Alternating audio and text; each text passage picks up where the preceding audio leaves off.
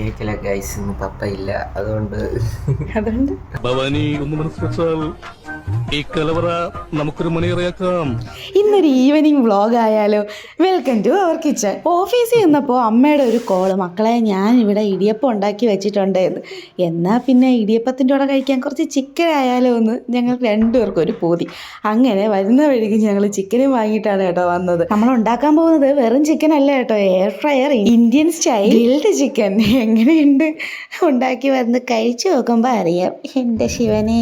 അങ്ങനെ ആദ്യത്തെ സ്റ്റെപ്പ് മസാലയൊക്കെ പുരട്ടി വെച്ചിട്ട് ഞാനും കുട്ടനും കൂടെ ഒരു യാത്രയ്ക്ക് പോവുകയാണ് സുഹൃത്തുക്കളെ. ജാമ്പയ്ക്ക തേടിയുള്ള ഒരു യാത്ര. ഇവിടെ രാത്രിയൊക്കെ ചിലപ്പോഴൊക്കെ പന്നി ഇറങ്ങും കേട്ടോ, അത് കാണിച്ചു വെച്ചിരിക്കുന്ന വേലത്തരം കണ്ടോ. അങ്ങനെ ഞങ്ങൾ വന്നത് ഞങ്ങളുടെ വിളയിലേക്കാണ് കേട്ടോ. ഞാൻ പറഞ്ഞില്ലല്ലോ, ഞാൻ മറന്നുപോയി. എന്തായാലും ഞങ്ങൾ നമ്മുടെ വിളയിലെത്തി. ജാമ്പയ്ക്ക പ്രതീക്ഷയാണ് പോയെങ്കിലും ഞങ്ങൾക്കിത് ആദ്യം കിട്ടിയത് പേരക്കയായിരുന്നേ. ഈ സത്യത്തിൽ വിളഞ്ഞിട്ടൊന്നുമില്ല, പക്ഷേ അതിനവിടെ വിട്ടിട്ട് പോവാൻ എൻ്റെയും അവൻ്റെ മനസ്സ് അനുവദിക്കുന്നില്ല. അങ്ങനെ ഞങ്ങളത് പറിച്ച് അവിടെ നിന്ന് കഴിച്ചേ. എന്നിട്ട് ഞങ്ങൾ അടുത്ത മരം തേടി പോവുകയാണ്. നമ്മൾ ജാമ്പയ്ക്ക കിട്ടുമെന്ന് നോക്കട്ടെ ഗൈസ്. ഇവിടെ അവിടെ ഒരുപാട് മീറുണ്ട് കേട്ടോ, കടിച്ച് പണ്ടാരം ഉടക്കി. എന്നാലും ഞങ്ങൾ ഞങ്ങളുടെ ലക്ഷ്യത്തിൽ നിന്ന് പിന്മാറിയില്ല. പൂവുണ്ട്, അതെ, പൂ മാത്രമേ ഉണ്ടായിരുന്നുള്ളൂ. ഒരു ജാമ്പയ്ക്ക് പോലും കിട്ടിയില്ല. എന്നാലും ഞങ്ങൾ പിന്മാറാൻ തയ്യാറല്ലായിരുന്നു ഗൈസ്. അങ്ങനെ തിരിച്ചു വരുന്ന വഴിക്ക് വീണ്ടും ഇതാ അടുത്ത പേരയ്ക്ക കിട്ടിയേ. ഇത് നല്ല ചുവന്ന പേരയ്ക്കയാണേ, ചോപ്പ്. Thank you. ഇത് നല്ല മധുരമുണ്ട്.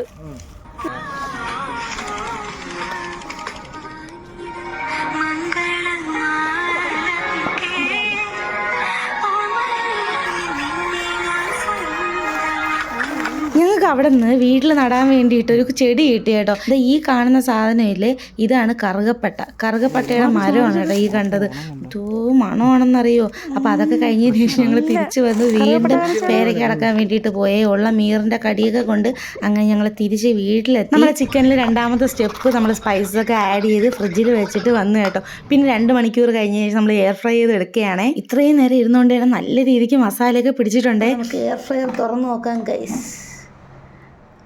Oh my God. വാ നോക്ക്, അടിപൊളി. നമ്മളെ ചിക്കനൊക്കെ നന്നായിട്ട് വെന്തിട്ടുണ്ട് ഗൈസ് അല്ലേ. അടിപൊളി, വളരെ സൂപ്പർ ആയിട്ടുണ്ട്.